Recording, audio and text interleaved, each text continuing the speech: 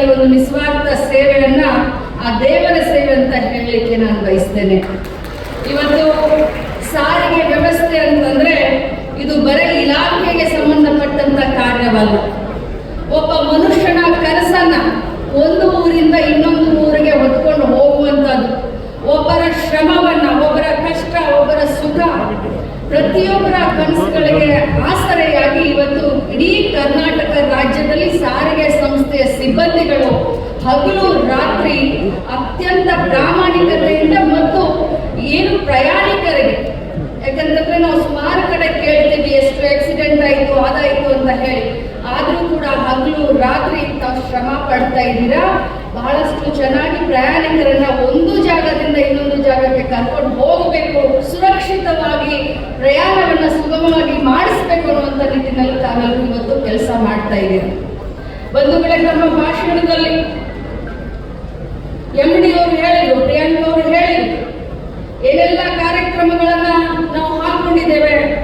ವಾಯುವ್ಯ ಕರ್ನಾಟಕ ಸಂಸ್ಥೆಯನ್ನ ಬೆಳೆಸಲಿಕ್ಕೆ ಏನು ರಾಮಲಿಂಗಾರೆಡ್ಡಿ ಸಾಹೇಬ್ ನಮ್ಮ ಜಿಲ್ಲಾ ಉಸ್ತುವಾರಿ ಸಚಿವರು ಹೇಳಿದ ಹಾಗೆ ಏನೆಲ್ಲ ಕೆಲಸವನ್ನ ಮಾಡಿದ್ರು ಅಂತ ನಾನು ಬಿಜೆಪಿ ಅವರಿಗೆ ಒಂದು ಮಾತನ್ನ ಕೇಳಲಿಕ್ಕೆ ಬಯಸ್ತೇನೆ. ಮೊನ್ನೆ ತಾನೇ ಹುಬ್ಬಳ್ಳಿ ಧಾರವಾಡನಲ್ಲಿ ಯುವಕರ ದಿಕ್ಕನ್ನ ತಪ್ಪಿಸ್ಲಿಕ್ಕೆ, ಅದು ಪಾಪ ತಪ್ಪಿಸ್ಲಿಕ್ಕೆ, ಅದನ್ನ ರಾಜಕಾರಣ ಮಾಡಲಿಕ್ಕೆ ತಾವು ಆ ಒಂದು ಹೋರಾಟದಲ್ಲಿ ತಾವು ಭಾಗವಹಿಸಿ ಮುಖಕ್ಕೆ ಮಂಗಳಾರತಿ ಹಾಕಿಸಿಕೊಂಡಂತ ಬಿಜೆಪಿ ಅವರಿಗೆ ಹೇಳಲಿಕ್ಕೆ ಬಯಸ್ತೇನೆ, ತಮ್ಮ ಅಧಿಕಾರ ಇರುವಂತ ಸಂದರ್ಭದಲ್ಲಿ ಇಡೀ ಕರ್ನಾಟಕ ರಾಜ್ಯದಲ್ಲಿ ಒಂದು ಹೊಸ ಬಸ್ ಅನ್ನ ತೆಗೆದುಕೊಂಡು ಬರ್ಲಿಕ್ಕೆ ಆಗಲಿಲ್ಲ. ಅವ್ರಿಗೆ ನಾಚಿಕೆ ಆಗಬೇಕು ಮತ್ತು ಒಬ್ಬರನ್ನು ಕೂಡ ರೆಕ್ರೂಟ್ ಮಾಡಲಿಲ್ಲ. ಆದ್ರೆ ಇವತ್ತು ಮೊಸಳೆ ಕಣ್ಣೀರನ್ನ ಸುರಿಸಿ ರೋಡ್ ಮೇಲೆ ಯುವಕರ ದಿಕ್ಕನ್ನ ಬದಲಾವಣೆ ಮಾಡಲಿಕ್ಕೆ ಹೋರಾಟದಲ್ಲಿ ಮೊಸಳೆ ಕಣ್ಣೀರನ್ನ ಸುರಿಸ್ತಾ ಇದ್ದಾರೆ.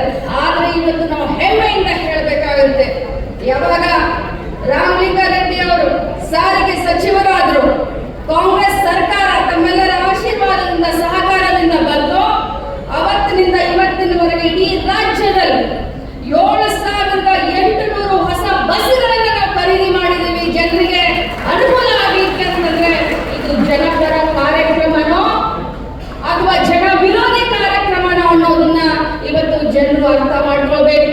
ಯಾಕಂದ್ರೆ ಹೋದಲ್ಲಿ ಬಂದಲ್ಲಿ ಬಿಜೆಪಿ ಅವರು ಯಾಕಂದ್ರೆ ಕೆಲಸ ಇಲ್ಲ ಅವರಿಗೆ, ಬರೀ ನಮ್ಮ ಮೇಲೆ ಆರೋಪವನ್ನ ಅಪವಾದವನ್ನ ಮಾಡ್ತಾರೆ.